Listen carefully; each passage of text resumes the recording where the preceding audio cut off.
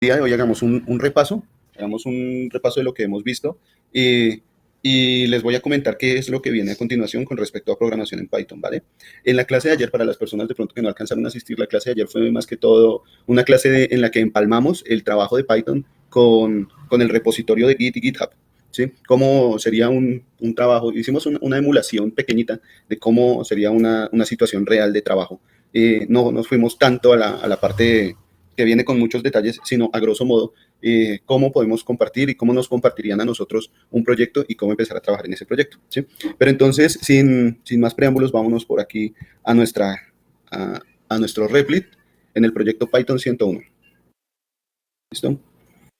A ver, esperemos que un día esto cargue, se conecte. Y entonces, resulta que en nuestro repositorio, cuando nosotros empezamos a hablar de Python, nos enfrentamos con esta página que está acá, que llamamos Replit, ¿no? Permítanme, y abro un bloc de notas. Nos enfrentamos con esta página que está acá, que llamamos Replit. ¿Qué pasa con el Replit? Resulta que el Replit lo estamos utilizando como un editor de código. Entonces, voy a colocarlo aquí. El Replit lo estamos utilizando como un editor de código. ¿Para qué sirven los editores de código? Pues sirven precisamente para escribir código en algún lenguaje de programación. A ese código lo vamos a llamar código fuente, ¿no? Código fuente. Entonces empezamos a escribir código de programación en este editor, pero también podemos escribir código de programación en algo que se llama un IDE, ¿sí? Que este es un entorno de desarrollo integrado. Integrado. ¿Cuál sería la diferencia entre un editor de código y un entorno de desarrollo integrado? Bueno, de hecho, Replit tiene muchas funcionalidades que también nos va a permitir usarlo como un IDE. Pareciera que nos permitiera usarlo como un IDE cuando yo solicito algunas descargas. Digamos que a veces también podemos usarlo como un IDE. La diferencia entre un editor de código y un IDE es que cada uno de ellos me va a dar herramientas de ayuda. Los dos me van a dar ayuda al momento de escribir código en algún lenguaje de programación. El lenguaje que estamos utilizando por ahora es Python, ¿no? Ambos me van a dar ayuda. La idea es que sirvan para faciliten el trabajo del programador. Sin embargo, el entorno de desarrollo integrado tiene como herramientas, o mejor dicho, código adicional que me va a facilitar aún más las cosas. Una de estas, digamos, un ejemplo puede ser que el código se puede diferenciar entre colores para colocar una función, diferenciar una función de una variable. Es un ejemplo así rápido, que me lo puede estar mostrando en este momento el Replit, ¿sí? Puedo diferenciar los comentarios por ejemplo, los... Profe, déjate de compartir. Bien, permítanme un segundo.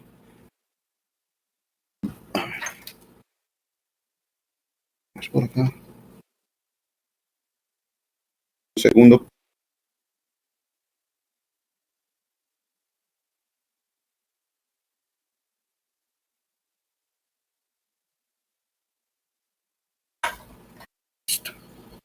Permítanme un segundo, por favor.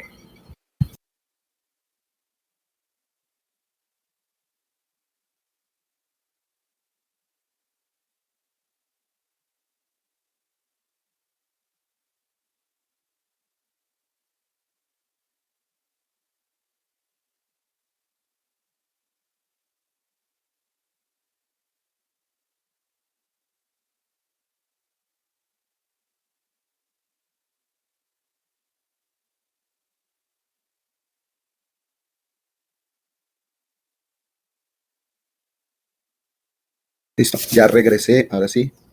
Gracias por su amable paciencia. Entonces les comentaba que tenemos editores de código y entornos de desarrollo donde podemos escribir códigos de programación. Estos nos van a facilitar el trabajo a los programadores, ¿vale? Decimos que podemos instalar nuestro Python en nuestro propio computador. Todavía no lo hemos hecho, no hemos instalado Python en nuestro propio computador. Pero en el momento en el que lo instalemos, a esa instalación o a ese instalador lo vamos a llamar el intérprete. ¿Listo? A ese instalador Profe, lo vamos a llamar el intérprete. Se dejó de compartir pantalla. ¿Qué está pasando acá? Espérame.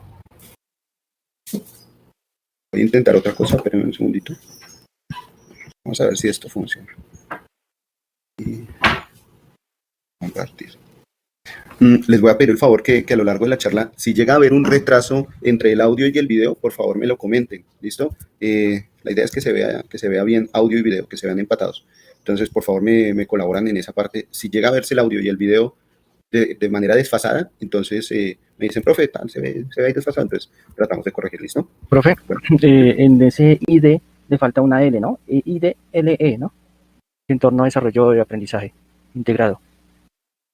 bueno, de manera general, nosotros ya cuando pasemos a programación tácita de trabajo, ya no estaríamos, aparentemente ya no estaríamos aprendiendo. De hecho, el entorno de desarrollo sirve realmente para el programador, ¿vale? Sirve para el programador como una ayuda. Cuando ya el programador sabe programación, el entorno de desarrollo le ayuda por medio de esos plugins, de ese otro software, permite tener ayuda en la escritura de código. Podríamos decir que prácticamente ya no está aprendiendo, ya se supone que sabe, y lo que le va a dar el entorno de desarrollo es simplemente un apoyo, una ayuda. Algunas veces a uno como programador se le puede olvidar, oiga, cómo es que se hace la adición de un texto, cómo es que se hace la adición de un número, sí, cosas que uno sabe que el programa hace, que tal vez no recuerda exactamente la sintaxis, o funciones o palabras restas que no recuerda uno exactamente cómo son, pero el entorno de desarrollo le ayuda a uno. Ya en ese momento, ya digamos que no estamos aprendiendo, ¿sí? Ya se supone que ya conocemos el programa y simplemente lo estamos utilizando como una ayuda, una funcionalidad.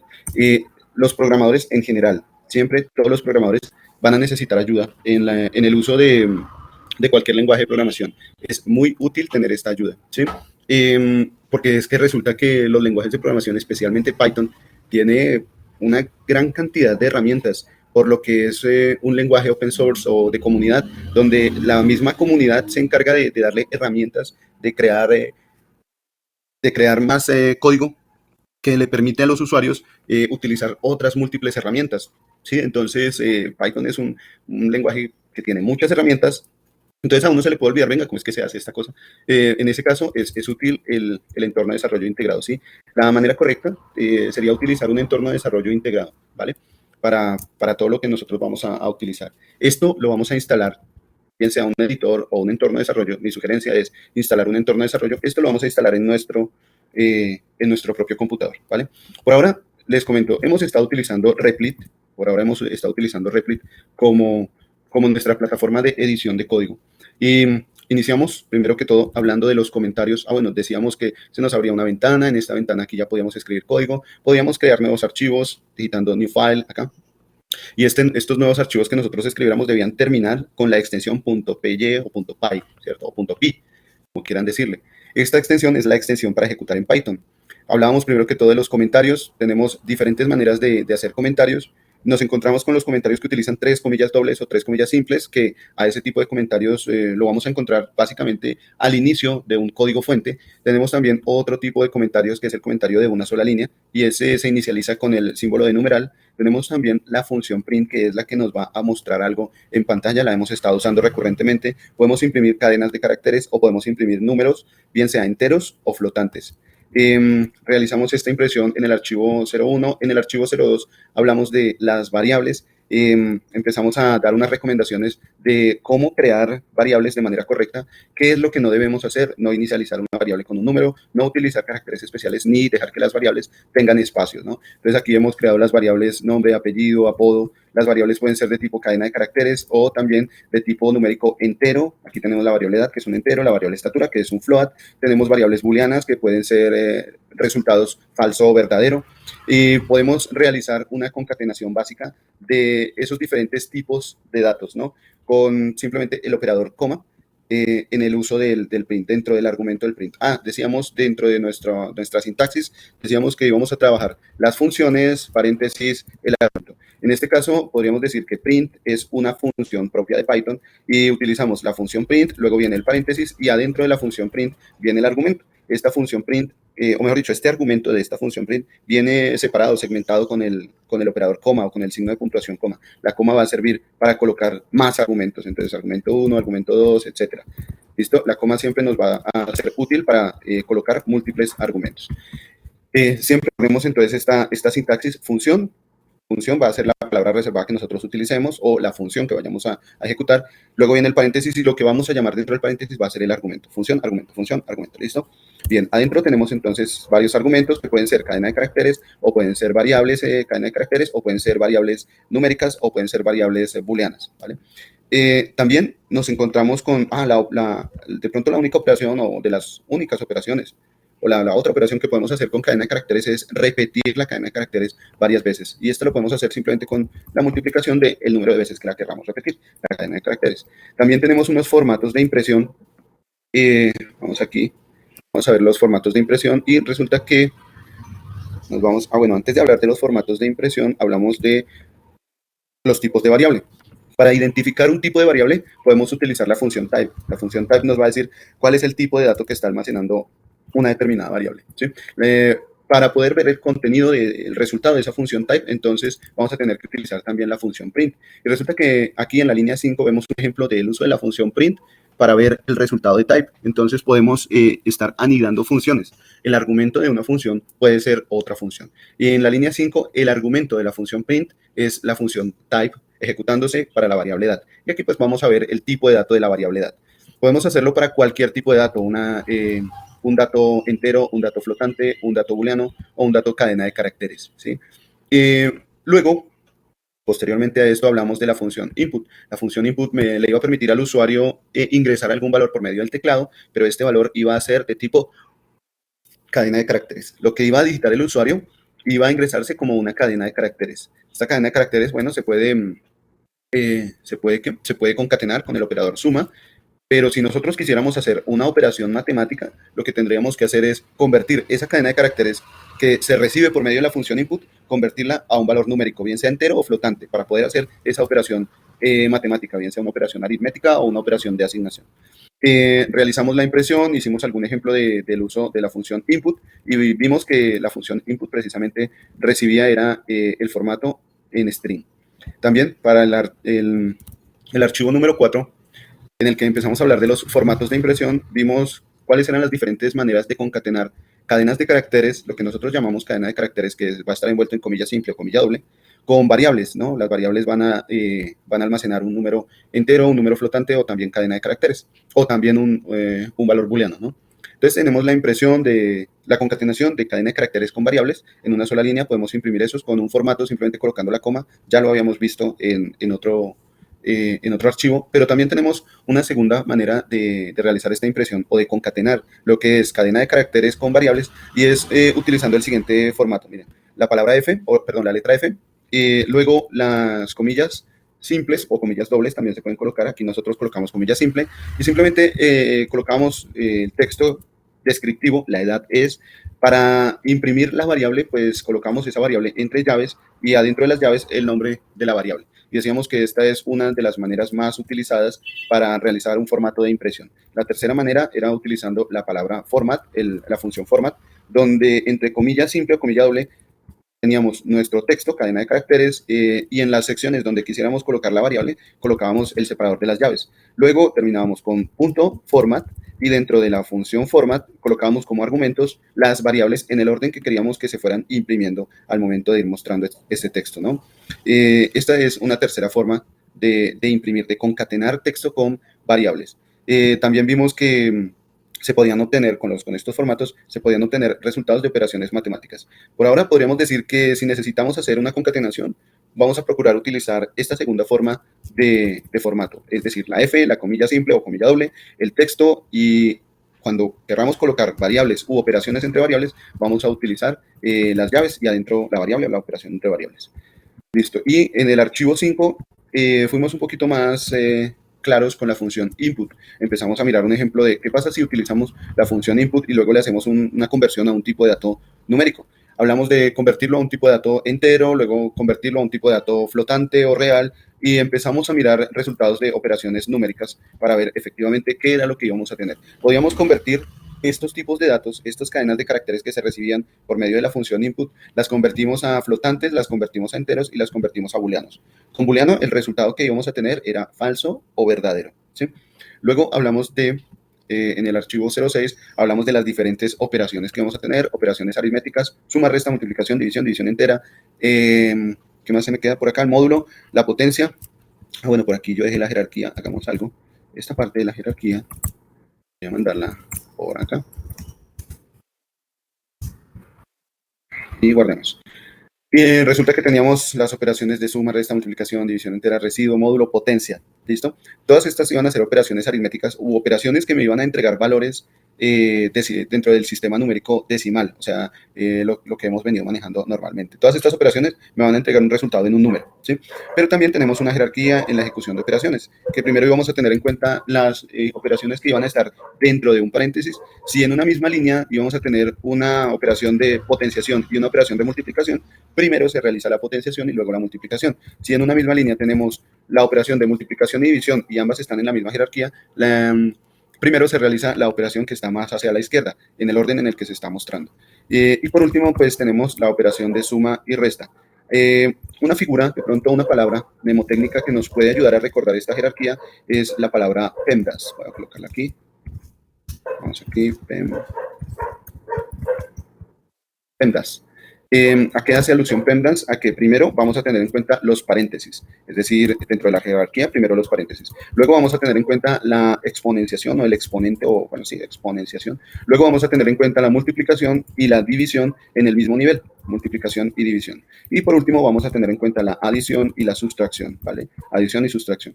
Este sería como la jerarquía. Un ejemplo de esto sería si yo tengo, supongamos que tengo 3 dividido 2 multiplicado 7, ¿sí?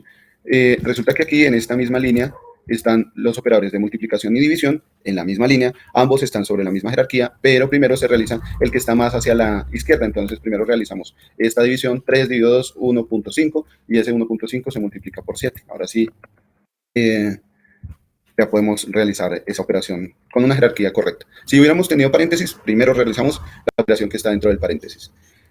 Bueno, entonces vimos las diferentes operaciones aritméticas, suma, resta, multiplicación, división. Luego hablamos de las operaciones de asignación. Con las operaciones de asignación también el resultado va a ser un número.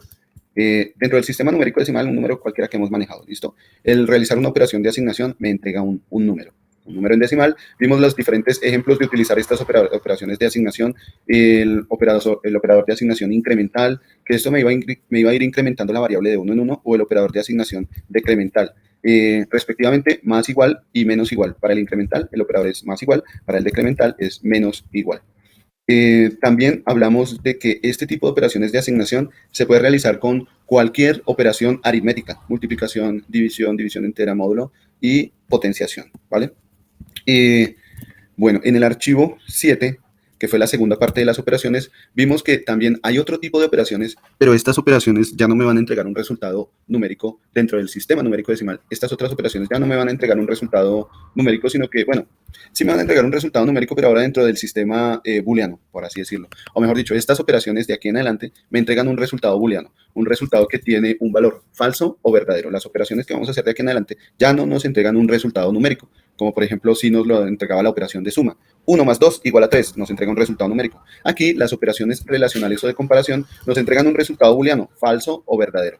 Vimos que utilizábamos el operador mayor que para hacer una pregunta de si una variable es mayor que un valor constante. También lo podemos utilizar para comparar variables, si una variable es mayor que otra variable. También utilizábamos el operador mayor o igual, el operador menor o igual, el operador exactamente igual. Oiga, ¿será que la variable es exactamente igual a este número constante? O también podemos utilizarla para preguntar si dos variables son iguales. Y el operador diferente, o será que esta variable number, podríamos hacerlo en lenguaje natural, decir, preguntarnos si la variable number, ¿será que es diferente a 3? La variable number es diferente a 3. Si number guarda 3, pues si el usuario para number digitó 3, el preguntar si 3 es diferente a 3 me da una respuesta negativa, es decir, un valor de falso, ¿vale? También tenemos las operaciones lógicas, que son operaciones que también nos van a entregar resultados booleanos, y dentro de esas operaciones lógicas tenemos 3 operaciones básicas que son la conjunción, la disyunción y la negación. Para la conjunción utilizamos la palabra and, para la disyunción utilizamos la palabra or, para la negación utilizamos la palabra not. ¿Cómo íbamos a utilizar esos operadores? Bueno, iban a ser operaciones lógicas, y por lo tanto los valores que se iban a utilizar en esas operaciones lógicas iban a ser valores también booleanos. Íbamos a colocar un valor booleano, un operador, en nuestro caso AND, el que estoy señalando, y otro valor booleano. Y el resultado iba a ser un valor booleano. Vimos que con la operación AND íbamos a tener un verdadero únicamente cuando todos los valores de la operación AND con los que se opere, todos fueran verdaderos. Si todos son verdaderos, el resultado del operador AND, de la operación AND, es verdadero. Vimos que lo podemos utilizar también para segmentar un, un intervalo dentro de la recta numérica. Si yo quiero saber si el usuario digitó un número que está dentro de un intervalo, por ejemplo, pregunto si el número que digitó el usuario es mayor que 3 y menor que 10, puedo saber con esta pregunta, saber si ese número está en ese intervalo de interés.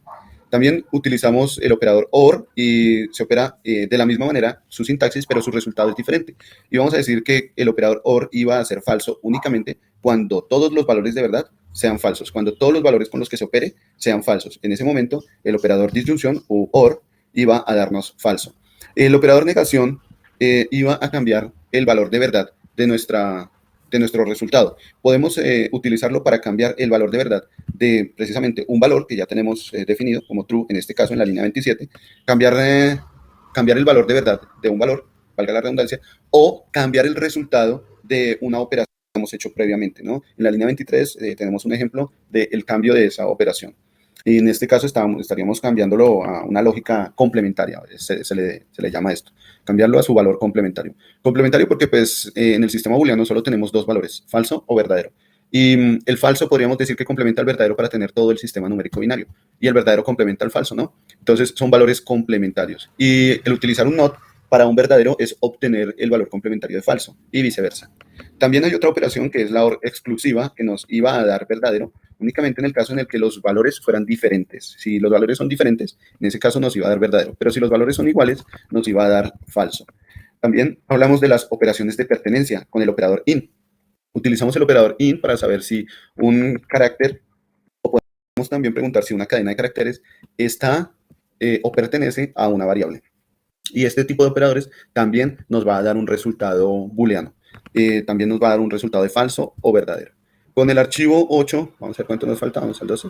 Con el archivo 8 empezamos a utilizar condicionales y aquí empezamos a irnos un poquito más allá en la estructura de programación en Python y de hecho esta estructura de programación es general para los lenguajes de programación secuenciales.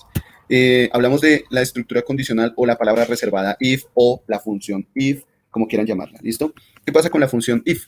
La función if nos iba a permitir preguntar si estamos dentro de un intervalo y si se está dentro de ese intervalo o si hay una respuesta afirmativa o una respuesta verdadera, pues íbamos a ejecutar un conjunto de líneas de programación. Si la respuesta era negativa o falsa, íbamos a ejecutar otro conjunto de líneas de programación, ¿no? Para eso, inicialmente vimos el if y else, ¿sí? If sería la traducción de si esta condición es verdadera, entonces ejecute esas líneas de impresión. Y aquí hablamos de un término adicional que fue el margen de sangría o el margen de tabulado. Este margen de sangría o margen de tabulado me va a permitir manejar, controlar las líneas de código para que estén dentro de cierto dominio. En este caso, la línea 5 de programación está en el dominio de la línea anterior, es decir, de la línea 4 de programación. Y en la línea 4 de programación, pues hay un if. Esto significa que la línea 5 está bajo el dominio de la línea 4. Y siempre vamos a tener, con la estructura de programación del condicional if, siempre vamos a tener esta sintaxis. La palabra reservada if, luego viene la condición o la operación condicional, o también puede ser una operación lógica. Aquí nosotros colocamos una operación condicional, pero imagínense que haya más preguntas, o sea, que sea manera de una operación lógica. ¿Se acuerdan que en el archivo operaciones 2 tenemos operaciones de comparación, donde comparábamos un número con una variable o con otro número? Tendríamos también operaciones lógicas, donde hacíamos la operación lógica AND o la operación lógica OR. Teníamos también operaciones de pertenencia. Todas estas operaciones nos van a dar un resultado de falso o verdadero, que pueden ser útiles aquí al momento de utilizar un condicional if.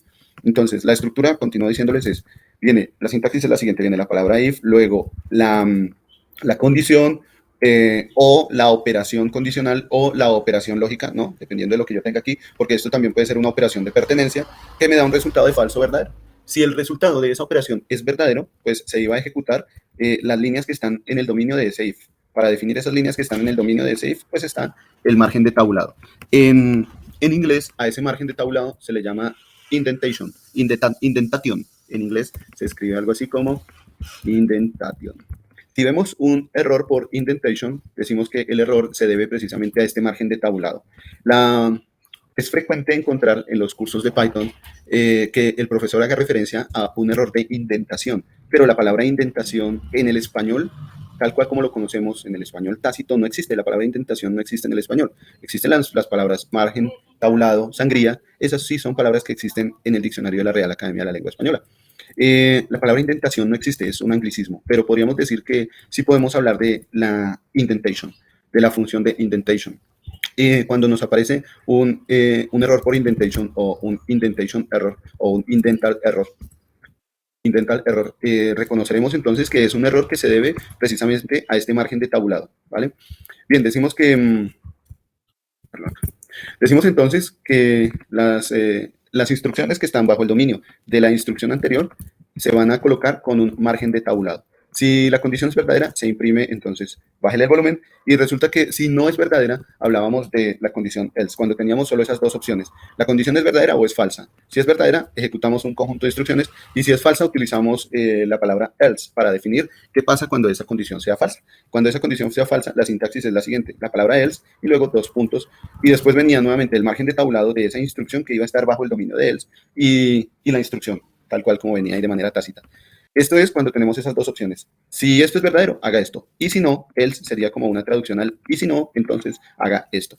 Los dos paréntesis sí serían como una traducción de entonces. Si yo quiero verlo desde el punto de vista del lenguaje natural, si esta pregunta es verdadera, dos puntos sería entonces. Entonces, ejecute esto que está acá. Y si no, sería el else. Y si no, entonces ejecute esta otra línea que está acá, ¿sí? Pero también vimos que nos podíamos encontrar con condiciones en las que la variable puede tener más preguntas.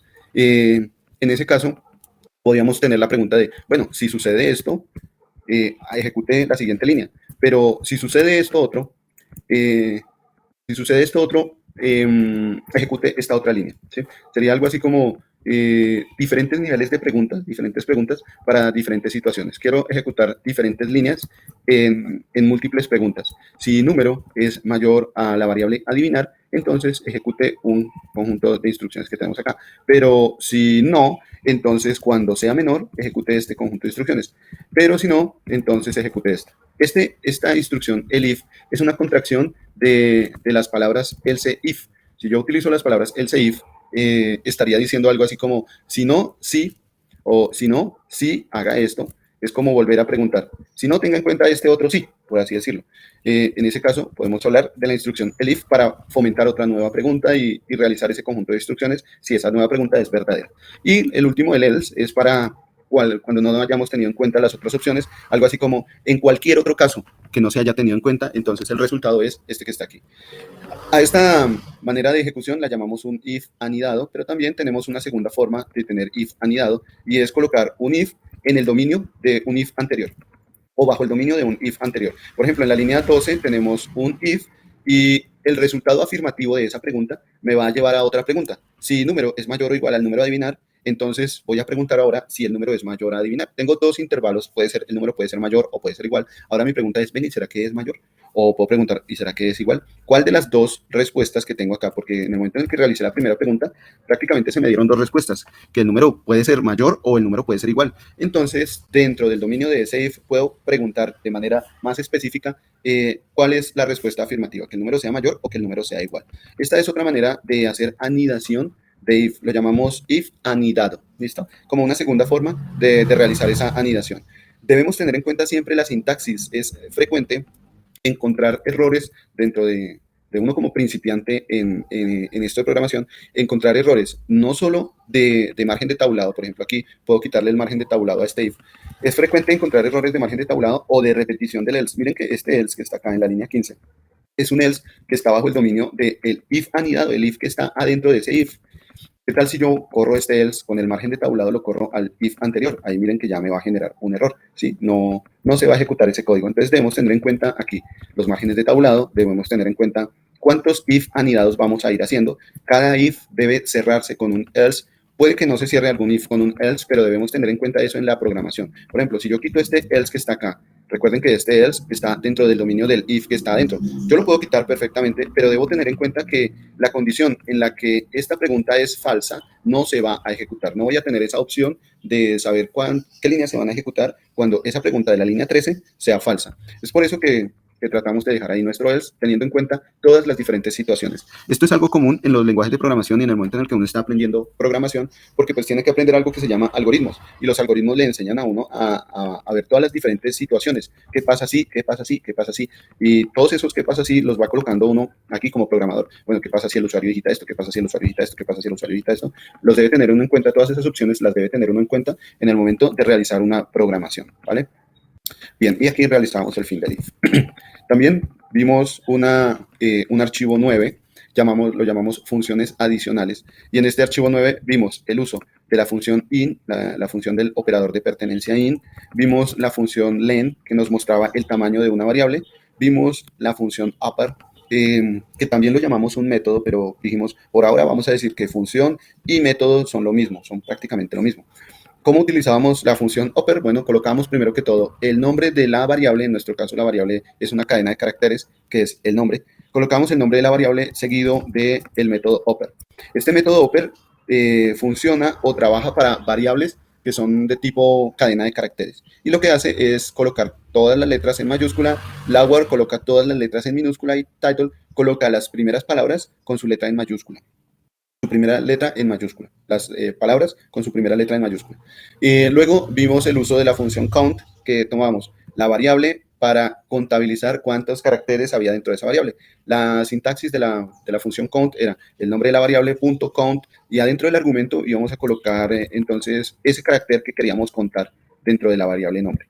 Y nos iba a entregar un número. Vimos también que las funciones nos van a entregar una ayuda, ¿no? Por ejemplo, cuando hacemos uso de la función count, esta que está acá, si yo digito nombre, punto, el punto, miren que digitar apenas el punto me entrega por parte del Replit, me entrega un conjunto de ayudas de posibles funciones que yo pueda llegar a usar, ¿no? Capitalize, case false, enter, count, Aquí hay muchas funciones que yo puedo utilizar. Por ahora, de la que estamos hablando es de la función count. Yo la puedo seleccionar con el mouse o puedo simplemente con las flechas de arriba y abajo desplazarme dentro de esa ayuda. Me desplazo dentro de esa ayuda, la puedo seleccionar con enter, ¿sí? O también la puedo seleccionar con la tecla de tabulado, ¿vale? Entonces, ¿cómo salió esa ayuda? Simplemente digité la variable nombre, aquí le doy enter a la variable nombre y con el punto, después de esperar un rato, me sale la ayuda de las diferentes funciones que se pueden utilizar para modificar esa variable nombre. Selecciono esa variable, le doy enter o le doy tabulado, enter o tabulado, cualquiera de las dos, y cierro paréntesis y adentro coloco el valor. Resulta que cuando selecciono esa palabra, por ejemplo, sabemos que es count, la palabra que queremos ejecutar, cuando selecciono esa palabra y abro el paréntesis, resulta que me sale también una ayuda, bueno, de hecho me salieron dos ayudas, una antes de colocar el paréntesis y otra después de colocar el paréntesis. Voy a seleccionar la palabra count, ¿sí?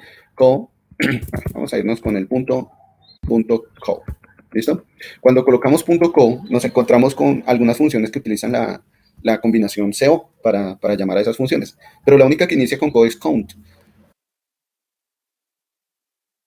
Y en este momento nos está diciendo cómo se ejecuta la función count. Dice que viene un valor X, luego un valor de inicio y un valor de finalización. O sea, la función count puede tener 3 argumentos, pero yo le puedo colocar por defecto un solo argumento. Si yo quiero saber cómo pueden ir esos 3 argumentos, entonces voy a seleccionar la palabra con tabulado o con enter, y en el momento en el que abro paréntesis, me sale la ayuda que me va a indicar cómo voy a colocar esos argumentos. ¿Qué es lo importante en esos argumentos? Cada uno de los argumentos, recuerden, siempre va a estar separado por una coma. Aquí tenemos una coma, es decir que el primer argumento al que se está haciendo referencia está señalado aquí en lo que tengo en el mouse, x2.str. ¿A qué hace referencia ese x2.str? Ese es el primer argumento. Recordemos que esto que está aquí es una ayuda, ¿no? No es el código, es una ayuda. Entonces aquí la ayuda nos está diciendo que el primer argumento hace referencia a un string, o el primer argumento debería ser un string para contar, es el que nos va a contar cuántas letras o ese string, cuántos string hay en la variable que estamos utilizando, en este caso la variable nombre, ¿sí? Entonces por eso colocamos ahí esa letra E en el ejemplo de count. Después viene la coma para mostrarme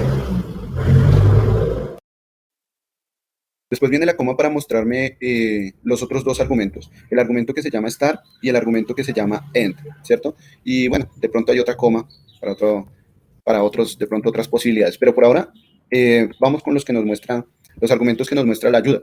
Nos muestra el argumento start, 2 puntos, y nos dice que puede ser opcional, o sea, no es necesario colocarlo, no hay necesidad, no hay obligación por colocar este argumento, es un argumento opcional, igual que el argumento end. Nos dice que el argumento end es un valor opcional y que corresponde a un valor entero que nos va a decir o nos va a indicar desde dónde hasta dónde vamos a buscar esa letra, ¿sí? Por defecto podríamos decir que desde el inicio del valor índice de ese carácter hasta el final del valor índice de ese carácter. Hasta ahora no habíamos hablado nada de valores índice, pero pues como ya hablamos de valores índice, creo que me pueden entender en esta opción, en esta situación.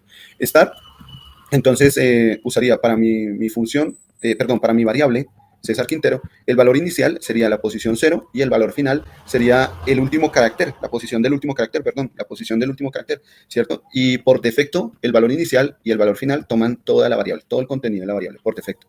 Pero yo podría decirle que quiero contar esa letra únicamente en una determinada palabra o en un determinado slicing o en una determinada sección o valor índice. Y para eso se usa los valores de start y end. Bueno, de hecho, lo que quería comentarles en esta sección era que Replit y en general los entornos de programación nos van a ofrecer ayudas y hay que poder entender o leer esa ayuda, saber cómo viene esa ayuda. ¿Vale? Esto para el archivo 9, luego hicimos un archivo 10 donde hablamos precisamente de lo que era la indexación, el indexing y el slicing. ¿Sí? Dijimos que indexar o hablar de un valor índice era hablar de la posición de los caracteres o de las letras dentro de una variable, que la posición inicial siempre iba a ser la posición 0. Entonces, si yo imprimo nombre y entre paréntesis cuadrado 0, estoy haciendo alusión a la posición inicial, la posición 0 de la variable nombre. La imprimimos. Y si quiero imprimir la posición 4 será 0, 1, 2, 3, 4. La posición 4 será la letra R. Recordemos que las posiciones no inician en 1, inician en 0, ¿listo? Entonces, si yo les quiero preguntar cuál es la posición 4, siempre vamos a iniciar desde la posición 0. 0, 1, 2, 3, la posición 4 es la letra R, ¿vale? Y que los espacios también iban a tener ahí una posición índice. El slicing hacía referencia a tomar una sección dentro de mi variable, tomar una porción de mi variable. Si nosotros queremos hacer slicing, lo que decimos es, colocamos el valor inicial, el valor índice inicial, 2 puntos, el valor índice final. Y resulta que con el valor índice final nos íbamos a exceder un poquitico, nos íbamos a exceder en una unidad. Hablar de este slicing de la línea 7, desde la posición 1 hasta la posición 4, me imprime realmente desde la posición 1 hasta la posición 3. Debemos tener en cuenta entonces que en el slicing, cuando nosotros coloquemos ese slicing, valor inicial, digamos, 1, 2 puntos, el valor final 4, realmente lo estamos colocando en el valor 3, pero simplemente por sintaxis debemos colocarle un valor más. O sea, aquí, en esta impresión de la línea 7, se va a imprimir realmente hasta la posición 3, a pesar de que tenemos, el valor que tenemos ahí es que dice que el valor final es 4, ¿no? Se imprime una posición anterior a esa. Entonces, decir que va desde la posición 1, recuerden, aquí en la línea 1 está la variable nombre. Empezamos desde la posición 0 es la letra C mayúscula, la posición 1 es la E minúscula, la posición 2 la S, la posición 3 es la A, y vamos a imprimir solo hasta A. Con la línea 7 de programación imprimimos la posición 1, 2 y 3, no imprimimos la posición 4, ¿de acuerdo? No se imprime la posición 4. Entonces, esto va a ser común para el valor final. Siempre el valor final se va a imprimir una posición antes. Siempre una posición antes, el valor final. El valor inicial sí, la posición que se diga.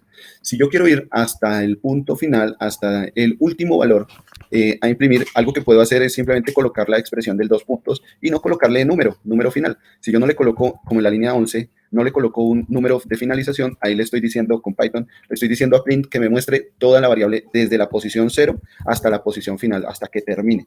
También se puede hacer inicializándola. Si yo le coloco únicamente el 2 puntos, aquí estoy diciendo que el valor inicial, este que está acá, ese valor inicial es 0 y que el valor final es hasta que termine, ¿vale? Entonces aquí voy a dejar este cerito, ¿dónde está? Voy a dejar este 0, pero también se puede reemplazar simplemente por quitarle ahí ese número y dejar el 2 puntos, ¿sí? Para que se vea ahí toda la variable, ¿vale? Haciendo un slicing, ¿no? Y por último, dentro de la parte de slicing, decimos que podemos ampliar el slicing diciendo de cuánto en cuánto queremos ir saltando. Valor inicial, valor final y de cuánto en cuántos caracteres queremos ir saltando. Si queremos ir saltando de 2 en 2 o de 3 en 3. Por defecto, si no le colocamos ese valor, pues simplemente va a ir pasando de carácter en carácter, de 1 en 1 positivo. ¿Y qué significa positivo? Pues que también podemos hacerlo de 1 en 1 negativo, es decir, mostrar esa cadena de caracteres al revés, de atrás hacia adelante, de manera inversa. Luego vimos también un archivo 11. El archivo 11 habla de listas, hablamos de las listas, que es un tipo de dato que vamos a estar utilizando frecuentemente en todo lo que hace referencia a análisis de datos. Vamos a estar utilizando las listas. Las listas, ya descansó. Las listas, dijimos que para definir las listas y vamos a utilizar el separador del paréntesis cuadrado y que las listas pueden ser de tipo cadena de caracteres o que también pueden ser listas numéricas, como la que tenemos aquí en la línea 6. Pueden ser listas numéricas. Incluso las listas pueden tener combinación de tipos de datos. Podemos tener listas que tengan contenido cadena de caracteres, números enteros, números flotantes o valores booleanos. Vimos que a las listas se les puede aplicar también la función len para mirar cuál es el tamaño de una lista, cuál es la longitud de esa lista. Utilizamos también la función type para ver que efectivamente salía el tipo de dato lista, es otro tipo de dato. Entonces, teníamos hasta ahora los tipos de datos string, int, entero, float, flotante, bool, booleano, y ahora hay un nuevo tipo de dato que es la lista, ¿cierto? Que sale como list. Y se puede utilizar también como una función para convertir un conjunto de datos en listas, ¿listo? La función list se usa como lista, ¿listo? Lista, listo. Bien, con las listas también podemos realizar indexación. Con las listas utilizamos indexación, también utilizamos la función de pertenencia para preguntar si un número está dentro de una lista y también hablamos de la función is, que es una función que va a comparar una cierta posición de memoria. Cuando num1 es igual a num, el utilizar la función is me da un valor verdadero porque se está igualando una variable a un valor, se está dando ahí un valor verdadero.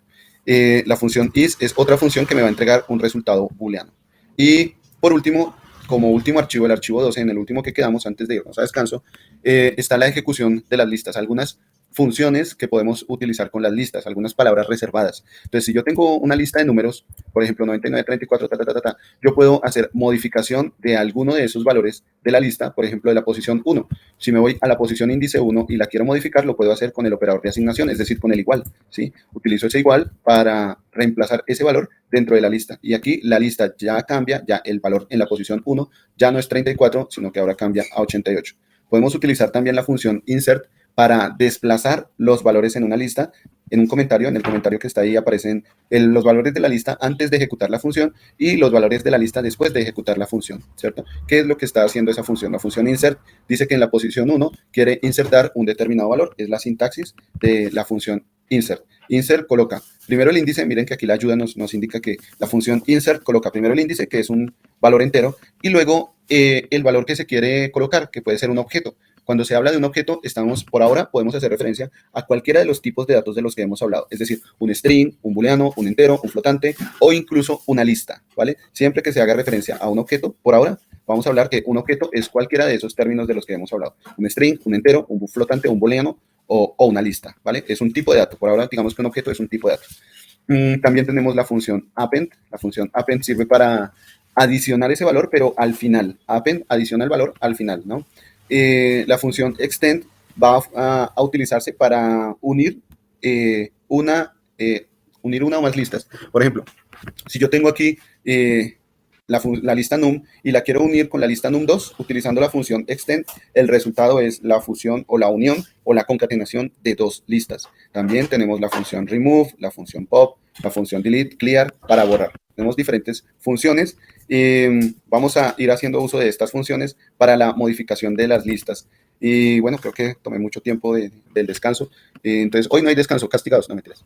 Vámonos a nuestro descanso. Vamos a tomar, ¿qué les parece si retornamos a las 7:22? De pronto, ¿les parece? 7:23. Retornemos a las 7:23 y nos vamos a un descanso. ¿Listo? Yo no miré los comentarios. Al regreso, los comentarios. ¿Listo? Vamos a descanso.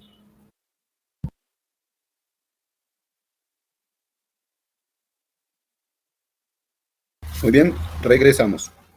Entonces, para las personas que se han venido uniendo a la clase, es correcto lo que dice Edith.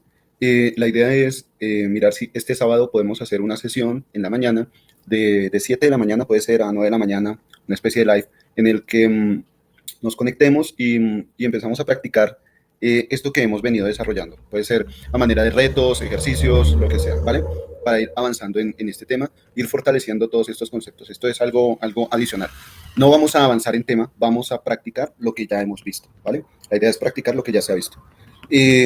Bien, entonces, después de nuestro breve resumen de lo que hemos hablado hasta el momento, podemos decir que ya podemos hacer uso del tipo de dato que se llama listas. las listas van a ser conjuntos de datos numéricos que pueden ser enteros o flotantes, o que también podemos tomar elementos, podemos colocar aquí elementos que no necesariamente tienen que ser números flotantes o enteros, sino que también pueden ser letras, o pueden ser palabras, o pueden ser incluso hasta frases, o también pueden ser incluso hasta listas. También puedo colocar dentro de una lista, por ejemplo, digamos que aquí en la lista num, uno de los elementos es el 99, es un número entero, pero también ese elemento puede ser un flotante, o también puede ser una cadena de caracteres, ¿sí? Entre comillas, o también puede ser otra lista, por ejemplo, 99, o bueno, por ejemplo, 99 y 100, o 10, bueno, 100. Entonces también puede ser otra lista, ¿vale? Cada vez que vayamos incrementando nuestra terminología en tipos de datos, esos tipos de datos pueden hacer parte de los elementos en una lista, ¿vale? Entonces ya tenemos 5 tipos de datos: string, entero, flotante, booleano y listas, estas que tenemos acá. Con las listas, les decía entonces, como este último archivo fue un poco rápido antes del descanso, vamos a refrescar. Les decía que tenemos una manera de cambiar un valor en la lista, señalando esa posición índice. Otra forma de insertar un valor en la lista utilizando la función insert. La manera de utilizarla es colocando la posición índice y luego el valor que queremos insertar. Luego tenemos la función append, que nos va a adicionar un valor al final de la lista. También tenemos la función extend, que nos va a concatenar o a unir dos listas, en este caso dos listas. Y tenemos también la función remove, que sirve para remover un valor de una lista.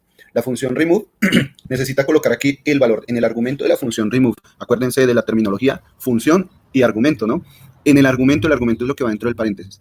En el argumento de la función remove colocamos el valor que queremos eliminar de la lista. Aquí queremos eliminar el valor 100 de la lista, y al ejecutarlo vemos que ese valor ha sido eliminado. También podemos hacer uso de la función pop para eliminar un elemento de la lista, pero esta vez ya no vamos a colocar el valor, sino que ahora con la función pop lo que hacemos es colocar la posición, es decir, el índice. Siempre que hablemos de posición voy a hablar de referencia al valor índice o al index, ¿no? A la indexación. Entonces, con la función pop vamos a borrar el elemento que está en la posición 2. En nuestra lista original, o bueno, antes de ejecutar la función pop, en nuestra lista, la posición 0 es el valor 99, la posición 1 es 77 y la posición 2 es 88. O sea, le estamos diciendo con la función pop que queremos eliminar ese valor, el de la posición 2, el elemento 88. Después de ejecutar la función pop, efectivamente se ha eliminado ese elemento en esa posición. También podemos hacer uso de la función del de delete. La función delete o del puede borrar un elemento específicamente cuando yo hago llamado a ese elemento utilizando la indexación directamente desde el nombre de la variable, paréntesis cuadrado, la posición índice o la dirección, y ahí puedo borrar una posición específica de la variable. Aquí estamos borrando el elemento de la posición 0, efectivamente ese se borra, ¿no? Y por último teníamos la función clear, que la función clear me va a borrar todos los elementos de la lista. Todos los elementos, aclara la lista, ¿sí? La deja en blanco. Listo, estas serían todas las funciones de borrado. Vámonos aquí a nuestra página de ayuda. Voy a utilizar preferiblemente la parte en inglés, digamos que vamos a dejarlo así en inglés. Y en la sección de listas, cuando ustedes se van a la sección de listas, vean que aquí está todo lo que hemos recorrido hasta el momento con respecto al aspecto de listas, y también lo que vamos a tener, las funciones que vamos a tener disponibles para cambiar los valores de una lista o los ítems de una lista, los ítems, los valores o los elementos de una lista, cómo podemos adicionar elementos en una lista o remover elementos en una lista, ¿vale? Bueno, todavía estas secciones de loop list, si ustedes han ingresado a esta página, les recomiendo por el momento que nos saltemos los dos temas que hacen referencia a loop y a compressions, ¿listo? List compressions todavía no hablemos de ello, no hablemos de loop list. Déjenme ver cómo trabaja aquí loop list. Sí, todavía no hablemos de loop list, más bien saltémonos estos dos temas, loop list y list compressions, y hablemos de las otras funciones que se pueden utilizar en una lista.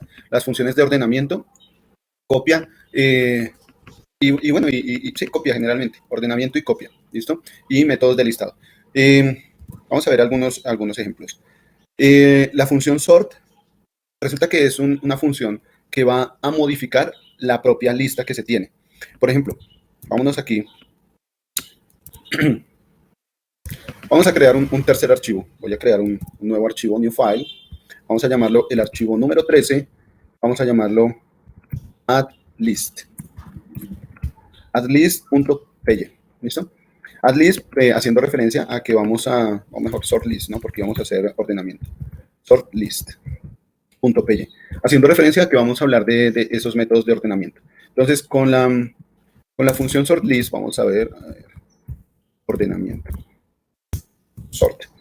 Con la función sort vamos a tener la posibilidad de ordenar nuestra lista. Por ejemplo, si tenemos una lista que se llama num y tenemos los valores... Tenía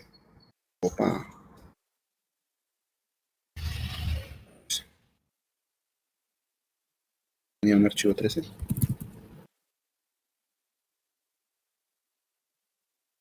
a hacerlo nuevamente, permítanme un segundo. A ver qué sugerencia vamos. Voy a llamarlo function list. 13. Funlist, llamémoslo así, funlist.py, ¿vale? Funlist.py, porque aquí se me borró el archivo. Entonces vamos a decir que en este archivo funlist.py vamos a hablar del ordenamiento, ¿listo? Vamos a hablar del ordenamiento con la función sort, ¿vale? Utilicemos entonces una lista, llamémosla num, ¿sí? Y aquí voy a colocar entonces el valor de 99, coloquemos 65, coloquemos 34, coloquemos 72 y coloquemos 21, ¿listo? Hagamos esta lista, trabajemos con esta lista que tenemos acá, ¿vale? Trabajemos con esta lista. Resulta que entonces tenemos acá nuestra lista num y la función sort nos va a modificar la lista, no solamente nos va a ordenar, sino que nos va también a modificar la lista. Entonces lo que yo voy a hacer es num, voy a llamar a ese objeto, a esa lista num, utilizo punto y la función sort, ¿listo? Utilizo la función sort. Acuérdense que la ayuda nos dice cómo podemos hacer uso de esas funciones. Miren que aquí la función sort dice que viene una llave y podemos de manera opcional decir si queremos hacer el ordenamiento inverso. Por ahora voy a decirle, no le voy a colocar nada en la llave, simplemente voy a utilizar la función sort, voy a abrir y cerrar paréntesis, y luego nos vamos a imprimir num. ¿Listo? Voy a darle print num. Vamos a ver qué es lo que pasa con num. Num debería ser este valor de acá. Bueno, antes de realizar un ordenamiento también voy a realizar una impresión de la variable num. Entonces, imprimimos la variable antes de ejecutar la función sort y la imprimimos después de ejecutar la función sort. ¿Listo? Vamos a mirar ese resultado en nuestro shell. Voy a irme aquí al shell. Nuestro archivo se llama 13, entonces voy a escribir Python 13 y con tabulado autocompleta el nombre de ese archivo. La primera ejecución me muestra la lista tal cual como nosotros la escribimos, tal cual como se digitó esa lista, 99, 65, Y la segunda impresión de la variable num, miren que estoy imprimiendo la variable, quiero que se note que estoy imprimiendo la variable y no la ejecución con la función sort, ¿sí? ¿Qué es lo que hace la función sort? Modifica también la variable, ordena cada uno de estos números, hace un ordenamiento y ese ordenamiento lo acomoda en la misma variable num, ¿sí? No se necesita una variable adicional para realizar ese ordenamiento. Entonces, si yo tengo una variable, una lista que tiene números, esos números se van a ordenar y si yo imprimo esa variable, pues esa variable va a estar ordenada, ¿listo? Aquí voy a hablar, entonces, si empiezo a trabajar de aquí en adelante con la variable num, la variable num ya va a estar ordenada. Puedo decirle también que quiero que el ordenamiento sea inverso, es decir, que coloque primero el 99, luego el 72, luego el 65. Entonces, eso lo puedo hacer utilizando también la función sort. Si yo coloco num.sort, ¿sí? Y abro paréntesis, miren que aquí me sale la ayuda, ¿no? Si yo coloco en esta ocasión, coloco el valor falso. Uy, esperen, aquí cómo sale por defecto. Creo que sí. Vamos a colocar el valor falso, por ahora un valor falso, dentro de mi ejecución de sort. Y nuevamente voy a imprimir. Vamos a imprimir nuestro sort. ¿Listo? Bueno, aquí me generó error. Déjenme ver, miramos la ayuda. Dentro de la función sort de manera descendente. Tengo que decirle, utilizar la palabra reverse. Tengo que utilizar la palabra reverse. Entonces, si yo dentro de mi función sort utilizo, dentro del argumento, utilizo la palabra reverse igual a false. Esa era la que me estaba diciendo. Aquí no había visto el separador. Utilizo la palabra reverse y le doy un valor de false. Es lo mismo que si utilizo el ordenamiento así, simplemente en vacío. Es decir, decirle num.sort, abro y cierro paréntesis, es lo mismo que decir num.sort y entre paréntesis reverse igual a falso, ¿sí? La ejecución va a ser exactamente la misma. Voy a aclarar aquí en el shell, voy a ejecutar para ver que la ejecución de esas dos últimas líneas es exactamente la misma, ¿vale? Vamos esto un poquito. La ejecución es exactamente la misma. ¿Qué podemos hacer para distinguir la ejecución con este argumento reverse? Pues voy a cambiarle el valor de verdad a true. ¿Qué pasa si le cambio el valor de verdad a true? Vamos ahora a ejecutar y resulta que ahora nuestra lista va a quedar ordenada de mayor a menor. ¿Listo? Podemos hacer un ordenamiento de mayor a menor. También vamos a ver qué nos permite hacer. Bueno, hacer un llamado a una función. Todavía no hemos visto funciones. Saltemos esta parte.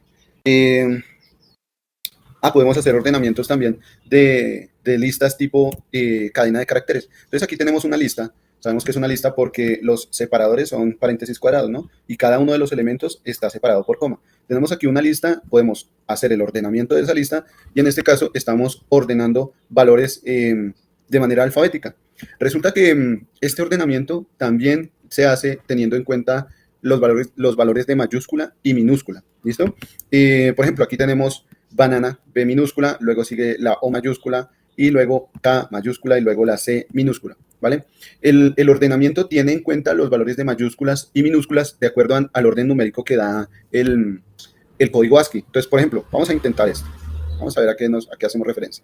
Resulta que cuando tengo mi lista de banana, orange, kiwi, cherry, estas que están aquí, ¿cierto? Bueno, el ordenamiento me diría, bueno, aquí lo coloqué en esto. El ordenamiento me diría, primero va banana, ¿cierto? Luego va cherry, luego va kiwi y luego iría orange, ¿no? Sin embargo, miren que al ordenar esta lista, el primer valor es kiwi y luego orange. La pregunta es, ¿por qué este ordenamiento sale de esta manera? Dentro del sistema de codificación interno del procesador, que se llama el sistema de codificación ASCII, primero se le da un número de ordenamiento a las letras en mayúscula. Las primeras en ser ordenadas son las letras en mayúscula. Y las siguientes, las que vienen después, son las letras en minúscula. ¿Listo? Permítanme un segundo, por favor, permítanme un segundo.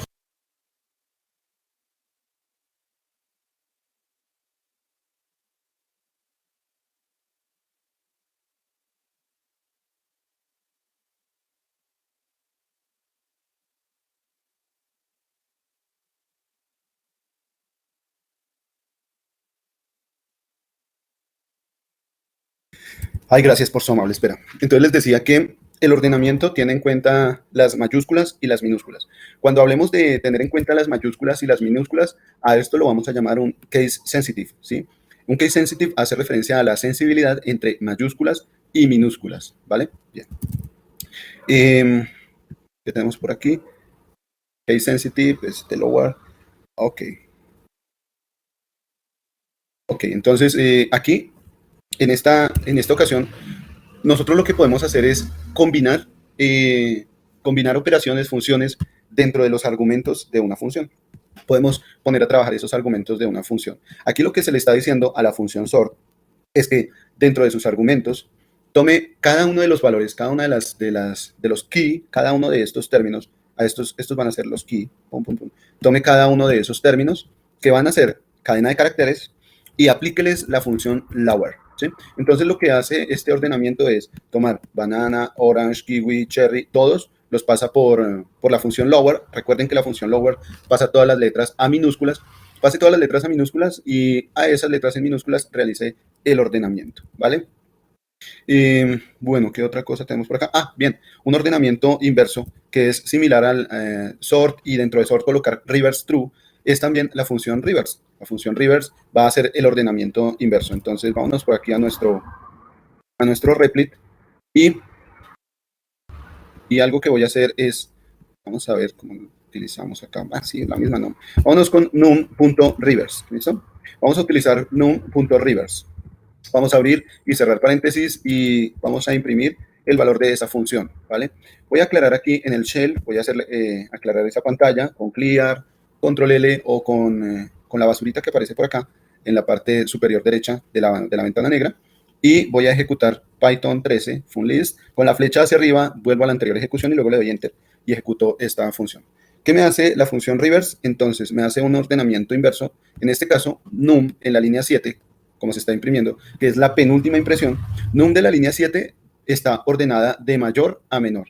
La función reverse simplemente hace la operación inversa, ¿sí?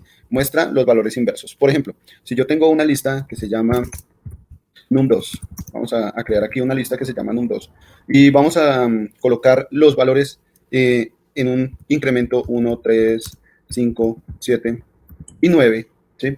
Y luego le aplico la función reverse, diciendo num reverse para después imprimir. Vamos a aplicar num reverse, num2 mejor. Y luego imprimimos num2, ¿cierto? Bueno, voy a imprimirla también antes de ejecutar la función reverse, ¿no? Creamos la variable num2, la imprimimos en la línea 11, la imprimimos, luego utilizamos la función reverse e imprimimos la variable num2, ¿vale? Vamos a aclarar aquí pantalla, voy a ejecutar y tengo num2 son los valores 1, 3, 5, 7, 9. Y al ejecutar la función reverse, num2 son esos valores de manera inversa. ¿Qué pasa si vuelvo a ejecutar la función reverse? Es decir, voy a ejecutar la función reverse 2 veces. Num2 aquí, en la línea 12 ejecuté reverse, la imprimí en la línea 13, es la última impresión que tenemos aquí en el shell. Y en la línea 14 volví a ejecutar num reverse y en la línea 15 vamos a imprimir el resultado de esas dos operaciones reverse. Entonces, tenemos primero nuestro valor num2, luego ese valor o esa lista en inverso o en reverse, y luego a esa lista reverse también le aplicamos nuevamente el reverse. Es decir, que hacer 2 veces reverse me lleva a la lista original, ¿vale? Reverse me va a mostrar los elementos de atrás hacia adelante, me los va a mostrar de manera inversa, con un ordenamiento inverso, podríamos decirlo, dentro de la posición índice, ¿sí? Esto hablando de las posiciones índice. Bien, ¿qué más? ¿Qué más tenemos por acá? Déjenme ver, métodos para copiar.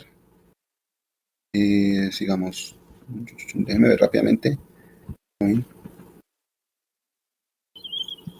Ok. Métodos. Listo. Bien, perfecto. Este nos puede servir. Entonces, dentro de las funciones que hemos visto con las listas, hemos visto que se pueden hacer funciones de agregación, agregar elementos a una lista, por ejemplo, con la función append. Déjenme ver si la encuentro por acá. No está acá.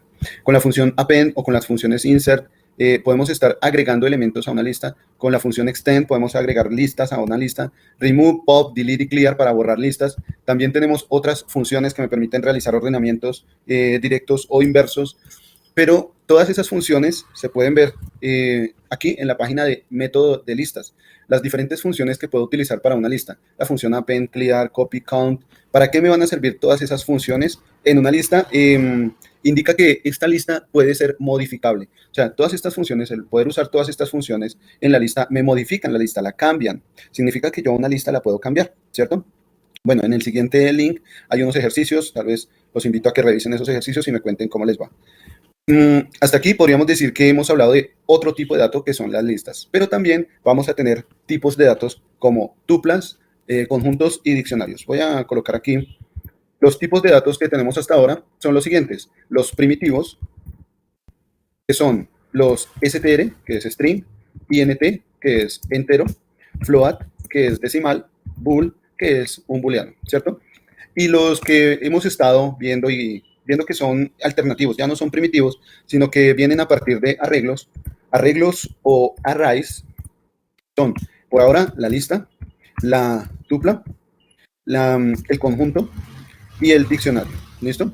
Vamos a tener estos otros tipos de datos. Ya vimos la lista, es lo que hemos estado trabajando, y ahora nos vamos con la tupla. Vamos a ver qué es una tupla, luego vamos a ver qué es un conjunto y por último vamos a ver qué es un diccionario. ¿Listo? Entonces vámonos con tupla. Vamos a ver qué es una tupla. ¿Listo?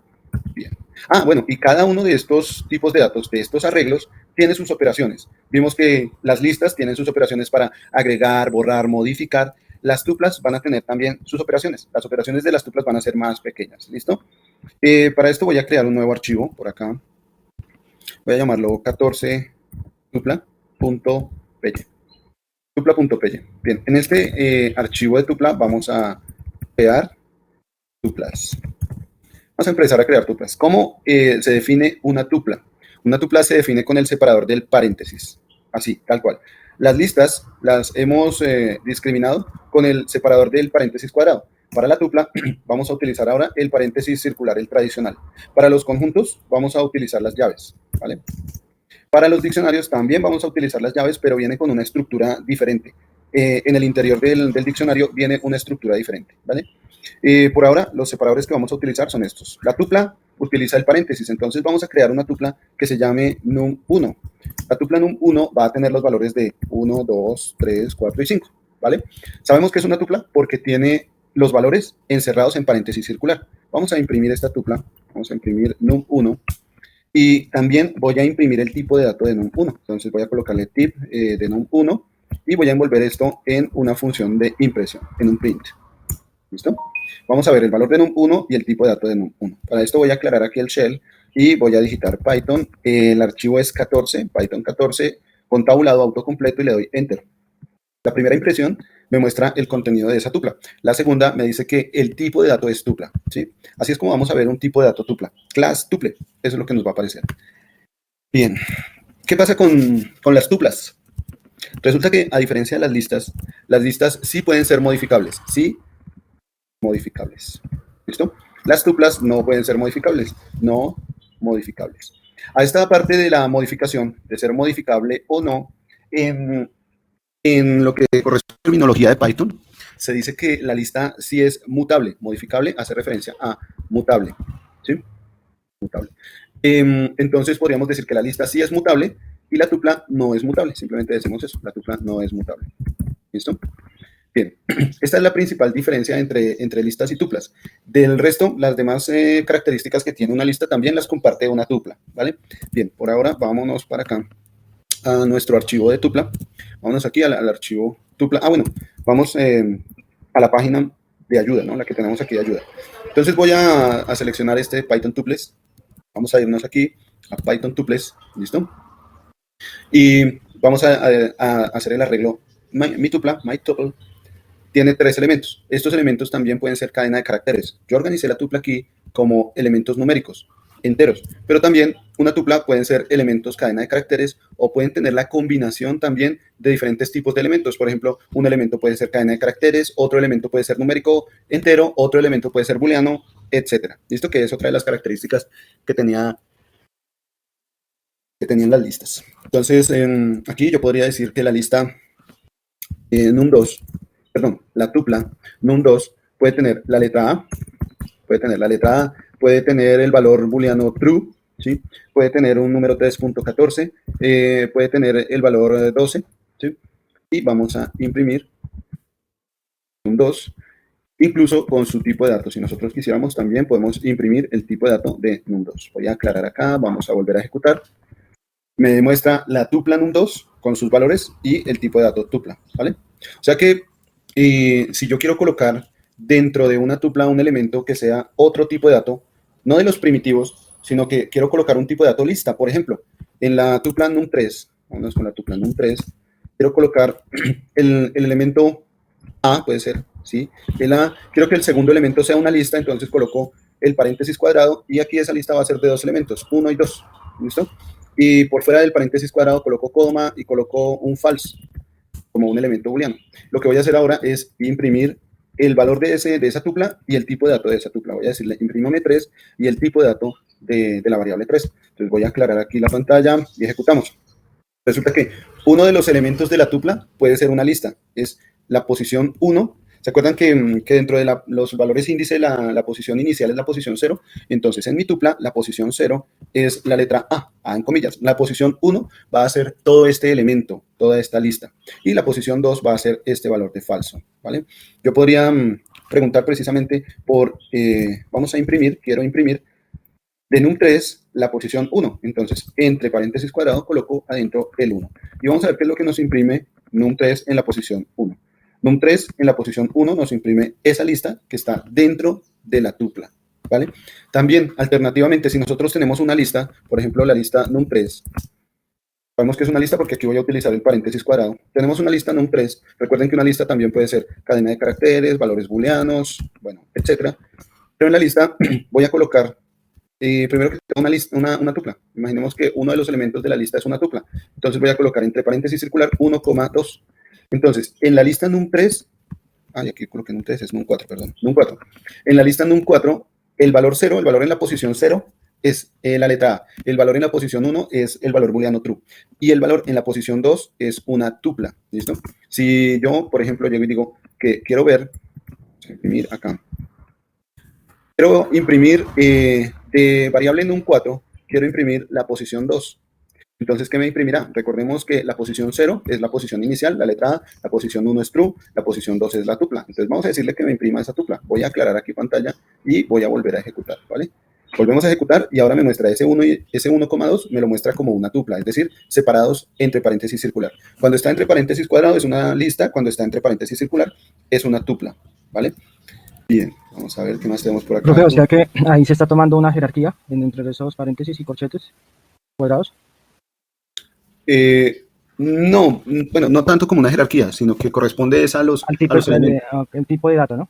Sí, los tipos de datos, los elementos que está almacenando cada agrupación, cada arreglo. ¿Sí? Entonces, un arreglo tupla puede tener un elemento lista y un arreglo lista puede tener un elemento tupla. ¿Sí? Entonces, Okay. pues exactamente tal vez no es que sea el término jerarquía, sino es más bien el elemento contenido dentro del arreglo. ¿Vale? O sea que podemos tener un arreglo dentro de otro arreglo. Básicamente es eso lo que nos está diciendo Python. Aquí podemos tener, en este arreglo que es una tupla, podemos tener adentro otro arreglo que es una lista. O si el arreglo es lista, podemos tener adentro otro arreglo que es una tupla, ¿vale? Un arreglo o un array, ¿no? Acuérdense que arreglo y array es lo mismo. ¿Qué podemos hacer con las tuplas? Resulta que como las tuplas, ¿se acuerdan que les dije que no son mutables o no son modificables? Como las tuplas no se pueden modificar, muchas de las funciones que nosotros teníamos con list ya no las podemos hacer. Acuérdense que la función, por ejemplo, vayámonos con una de las funciones de list. Una de las últimas funciones que utilizamos fue la función sort, ¿se acuerdan? La función sort me permitía hacer un ordenamiento. ¿Y qué hacía? Modificaba la lista. Ordenaba esa lista y dentro de la misma lista mostraba esos valores, pero ahora ordenados. Pero para poder aplicar esa función sort, tenía que modificar esa lista. Pues resulta que ahora la función sort no se puede utilizar en una tupla. Ya no podemos decir que nuestra tupla puede tener un ordenamiento, ¿no? En este caso podría yo decir que ¿qué tuplas tenemos por acá? Vámonos con la tupla num1, que son los números 1, 2, 3, 4 y 5. Entonces, si yo llego y digo num1.sort, abro y cierro paréntesis, no voy a imprimirlo, simplemente voy a ejecutar ese comando. Voy aquí a aclarar pantalla, vamos a ejecutar y nos aparece un error en la última línea de ejecución. Vamos a ver cuál es el error. ¿Qué nos dice el error? Dice que es un error debido a un atributo. Atributo como los tipos de datos que hemos manejado, ¿no? El atributo es el atributo lista. Dice que la tupla, que es un objeto, o el objeto tupla, no tiene atributos de ordenamiento, no se puede ordenar. O sea, la tupla no se puede modificar, ordenar y volver a almacenar. El error ocurre en la línea 14. Vamos a ver, la línea 14, ¿cuál es? Ah, claro, precisamente es esta que está aquí. Ese es el error que nosotros tenemos. Una tupla no se puede modificar, por lo tanto, no podemos aplicarle un método de ordenamiento directo, inverso, no podemos cambiar uno de los valores. Por ejemplo, en la tupla num1, miren, en la tupla num1, vamos a hablar del valor 2. El valor 2 está en la posición 1, ¿no? Acuérdense que la posición 0 es la posición inicial. La siguiente posición, que es el valor 2, es la posición 1. Voy a decirle a num1 que quiero que la posición 1, es decir, ese 2, sea igual ahora a 20. Ya no quiero que sea igual a 2, sino que sea 20. Acuérdense que num1 es una tupla y una tupla no es modificable. Ahora, voy a volver a aclarar. Aquí el error que me salió fue un error por atributo. Voy a aclarar, ¿no? Y voy a volver a ejecutar ese archivo, Python tuplas. Y el error que me sale ahora es un error de tipo. ¿Listo? ¿A qué hace referencia el error de tipo en este caso? Dice que la tupla o el objeto tupla, la tupla es un objeto, ¿listo? Dice que la tupla no soporta un ítem de asignación. No podemos asignarle. Acuérdense que este igual se le llama operador de asignación. Entonces, la tupla no soporta una asignación, o sea, no se puede modificar. O sea que esto que está aquí tampoco se puede hacer con una tupla, ¿listo? Vamos a tener tipos de datos que no se pueden modificar. Y esto puede ocurrir, por ejemplo, cuando yo tengo el listado. Cuando yo tengo el listado de una cierta cantidad de personas, digamos, de ciudadanos que van a votar y no se les puede modificar su número de cédula, ¿cierto? Tengo la lista de esos números de cédula. Aquí se puede utilizar una tupla para almacenar los números de cédula de esas personas. Entonces, los métodos que se tenían antes de ordenamiento, modificación o, bueno, permitir duplicados, ese sí se va a poder, pero los métodos de ordenamiento y modificación no se van a poder hacer. Lo que antes hacíamos con las tuplas, con las listas, no lo vamos a poder hacer con las tuplas, excepto algunas funciones como, por ejemplo, ver el tamaño de la tupla. ¿Dónde está la función? Venga, a ver, por aquí está.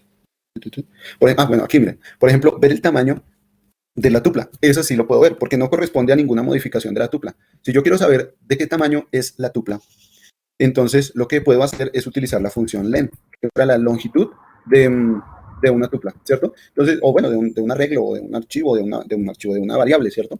Entonces voy a mirar la longitud de num1. Vamos a mirar la longitud de num1. Para esto voy a envolver este resultado en un print. Voy a envolverlo aquí en un print. ¿Listo? Y me voy al shell, aclaro, y voy a ejecutar Python tupla. El último resultado me dice que la longitud de num1 es de 5 elementos. Estos 5 elementos que componen a la tupla num1, ¿vale? Puedo saber de qué está compuesta la tupla en cuanto a números de elementos, Se puede crear una tupla con otra tupla, haciendo copias de tuplas. Se puede hacer, ¿qué otra cosa se pueden hacer? Aquí tenemos 3 tuplas.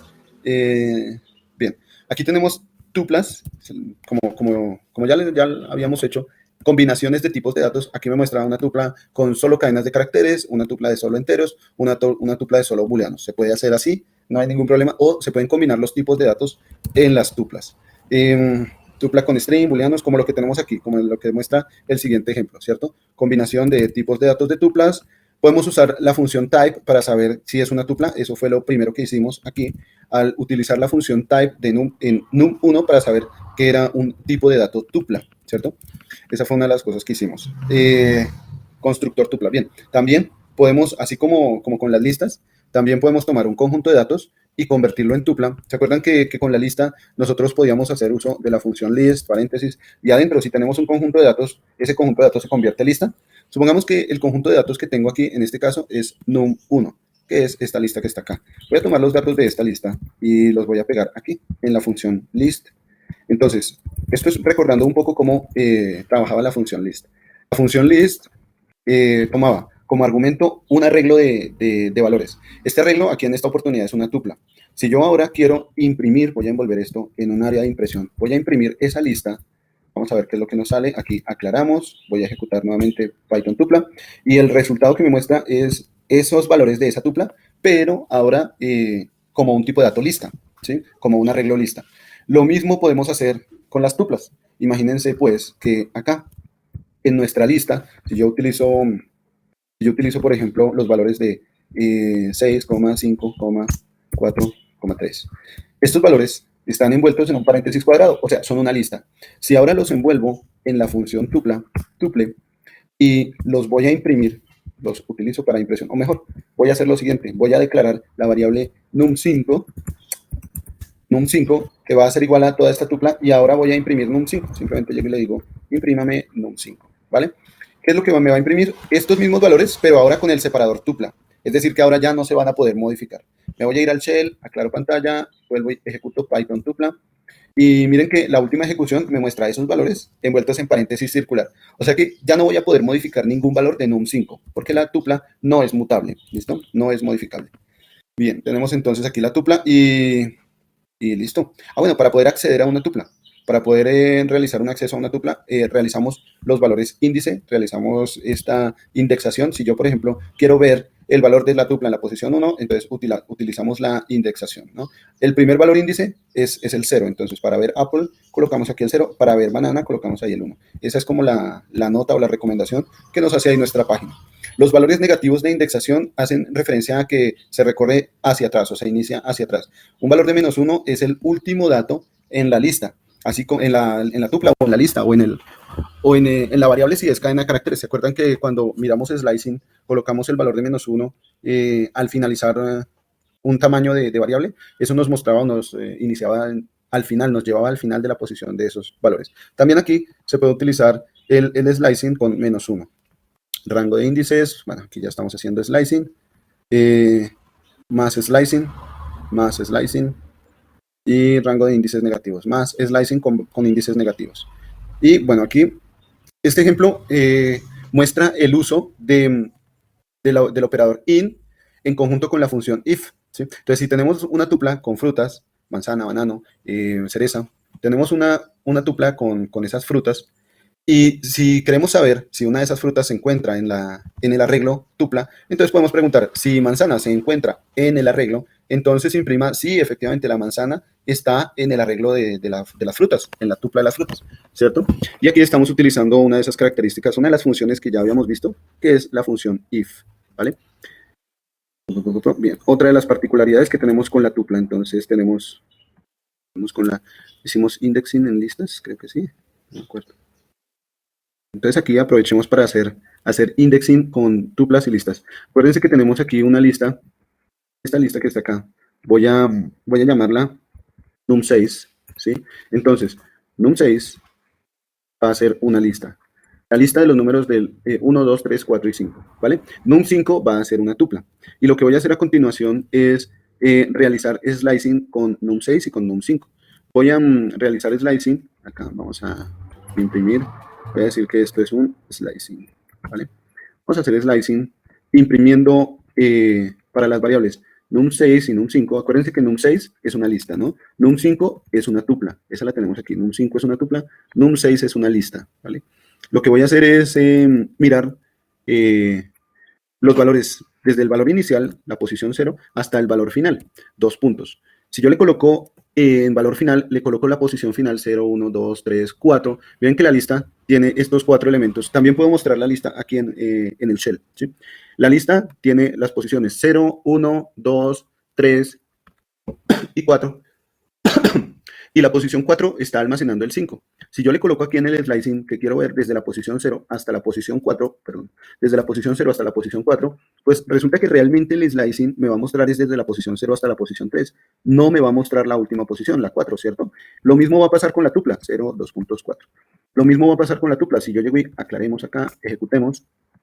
Miren que haciendo slicing, bueno, estoy aquí imprimiendo primero esto. Haciendo slicing, resulta que con la lista que llega hasta la posición 4, si yo le digo que el valor final de la lista es la posición 4, pues resulta que no me va a mostrar esa posición 4. Num6 es ¿qué? Ay, num6 es la lista. Cambiemos acá. Se ve así. Se ve primero impresa la lista. Primero se ve impresa la lista, luego se ve impresa la tupla y luego hacemos slicing en la lista y luego slicing en la tupla, ¿vale? Pero aquí, como vemos, la lista se ve recortada, a pesar de que le estoy diciendo que voy desde el inicio hasta el final, ¿sí? Entonces, una de las maneras en las que podemos evitar esto es no colocar un valor para la posición final. Bueno, coloquemos otro valor aquí para la tupla. Digamos que la tupla tiene 6, 5, 4, 3, 2, ¿listo? Entonces, nuestra tupla tiene también 5 elementos, nuestra lista también tiene 5 elementos. Vamos a decirle que vaya desde la posición 0 hasta la posición final, entre 0, 2 puntos, ya, nadita.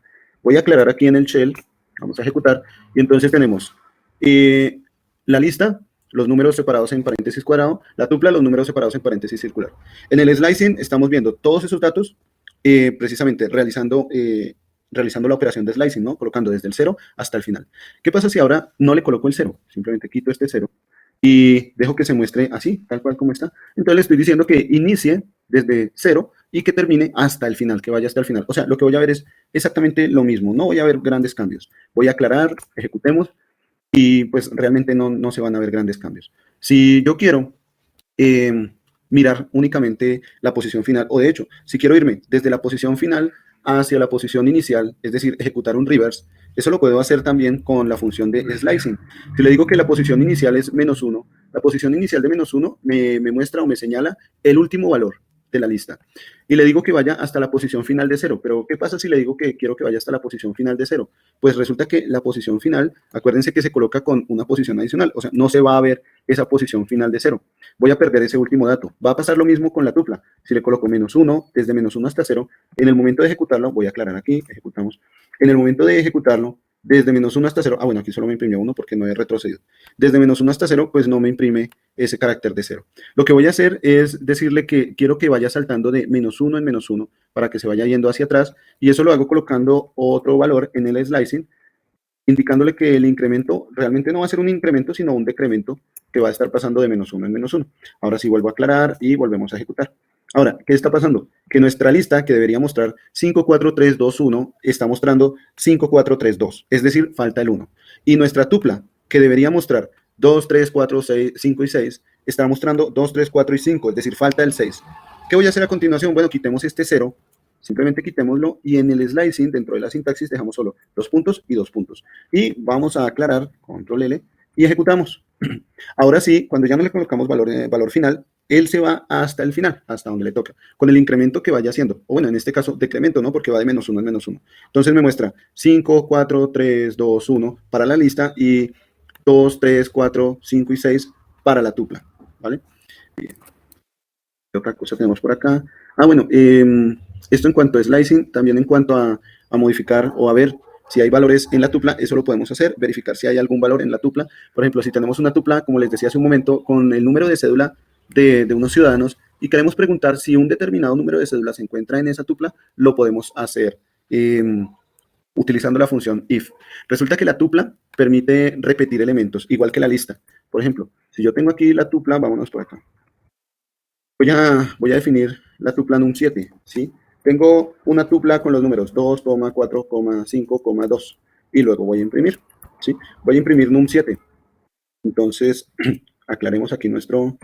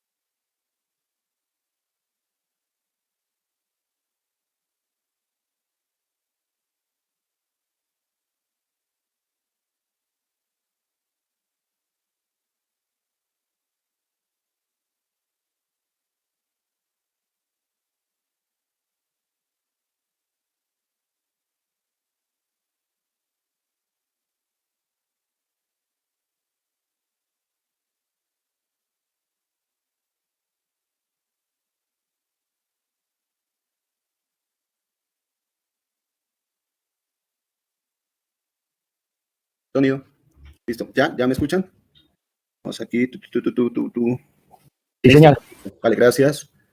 Vale, sí, ya estamos por terminar. Démosle finalización a esta última parte, ¿listo? Porque ya pues nos llegó la hora, no sé cómo se pasa el tiempo tan rápido, no entiendo, pero bueno, vamos a darle terminación a esta última sección. Entonces, les decía que con tuplas y con listas se puede hacer slicing, ¿listo? Lo mismo que hacíamos con la variable que tenía mi nombre, ¿se acuerdan? Nombre, César Quintero. Entonces, también podemos hacer slicing con las listas, con las tuplas, mostrar una parte de la tupla, mostrar las tuplas o las listas de manera inversa con el recorrido que tengamos aquí. Aquí lo que tenía era esta tupla, como última sección, tenía esta tupla con un elemento repetido. Miren que aquí está el 2 repetido y vamos a mirar qué pasa con las tuplas. Vamos a ver si esto me conecta algún día. Esto ya me desconecta. Pero los invito a que realicen la ejecución de una tupla con elementos repetidos y miren qué pasa con la tupla. O sea, la tupla permite repetir elementos. Lo mismo la lista. Si yo hubiera definido aquí en la lista elementos repetidos, también se permiten colocar elementos repetidos. Cuando hablemos del set, del conjunto, ese ya no nos va a dejar repetir elementos. ¿Listo? Aquí el set, este ya no nos deja repetir elementos, pero lo que es lista y tupla sí nos deja repetir elementos. La diferencia entre lista y tupla es que la lista sí es modificable, la tupla no es modificable. ¿Vale? Bueno, esto me dejo aquí conectando, al fin no me conectó, pero espero que ustedes puedan practicar, espero que revisen y me cuentan el día de mañana. Mañana vamos a continuar desde aquí, donde nos quedamos con respecto a las tuplas, hacemos un repaso de tuplas, continuamos con las tuplas y luego pasamos a los conjuntos, ¿listo? Empezamos a hablar de conjuntos, miramos algunas funciones de las tuplas, no van a haber muchas, de hecho si vamos a los métodos, solo vemos el método count e index, pero, y después pasamos con conjuntos, ¿no? Esto es porque las tuplas no se pueden modificar. Después pasamos con los conjuntos y por último los diccionarios, ¿vale? Y dejemos por ahora acá. Vayan formulando sus preguntas, ¿no? Profe, a mí también se me quedó cargando el reflex. Sí, también. A veces como que se demora en cargar. Listo. Nos vemos entonces el día de mañana a las 6 de la mañana. Y vayan alistando sus preguntas, por favor. Mañana les confirmo entonces cómo nos vamos a conectar el sábado. ¿Listo? Bueno, profe, muchas gracias. Hasta mañana. Vale, con mucho gusto. Hasta mañana. Dios los bendiga. Feliz día.